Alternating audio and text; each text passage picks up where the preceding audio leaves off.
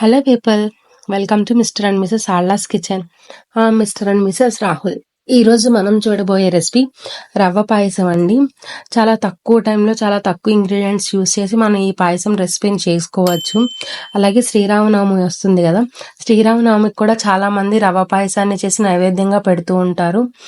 And ఏ ఫెస్టివల్కైనా సరే ఈ రవ్వ పాయసం అనేది మంచి స్వీట్ రెసిపీ అండి. చేసుకోవడానికి కూడా చాలా ఈజీగా అయిపోతుంది, చాలా త్వరగా కూడా అయిపోతుంది. ఇంకా లేట్ చేయకుండా ఈ రెసిపీ కొలతలతో ఎలా చేసుకోవాలో నేను ఈ వీడియోలో మీకు ఎక్స్ప్లెయిన్ చేస్తాను. ముందు స్టవ్ మీద ప్యాన్ పెట్టుకొని 2 స్పూన్స్ వరకు గీ వేసుకోవాలి. గీ కొంచెం వేడైన తర్వాత మనకు అవైలబుల్లో ఉన్న డ్రై ఫ్రూట్స్ ఫ్రై చేసుకోవాలి. నేను బాదం జీడిపప్పు వేసుకుని ఫ్రై చేసుకుంటున్నాను. బాదం జీడిపప్పు కొంచెం రంగు మారిన తర్వాత కిస్మిస్ కూడా వేసుకుని ఫ్రై చేసుకుంటున్నాను. డ్రై ఫ్రూట్స్ అన్నీ కూడా నీట్గా ఫ్రై అయిపోయిన తర్వాత ఒక బౌల్లోకి తీసుకొని పక్కన పెట్టుకోవాలి.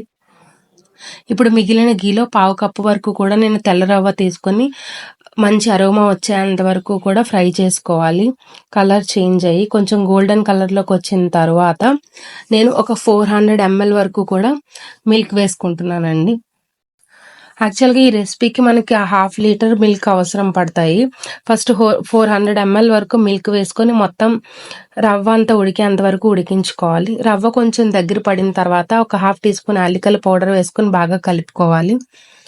అలాగే ఇప్పుడు 1/2 కప్పు కంటే కొంచెం తక్కువగా మనం పంచదార వేసుకోవాలి. షుగర్ కరిగేలాగా ఒకసారి బాగా కలుపుకోవాలండి. కలుపుకున్న తర్వాత కొంచెం దగ్గర పడ్డాక ముందుగా ఫ్రై చేసిన డ్రై ఫ్రూట్స్ వేసుకొని ఒకసారి కలుపుకోవాలి. ఇందాక 400 ml మిల్క్ వేసుకున్నాం కదా, ఇప్పుడు లాస్ట్లో ఒక 100 ml మిల్క్ కాసినవి పోసుకోవాలి.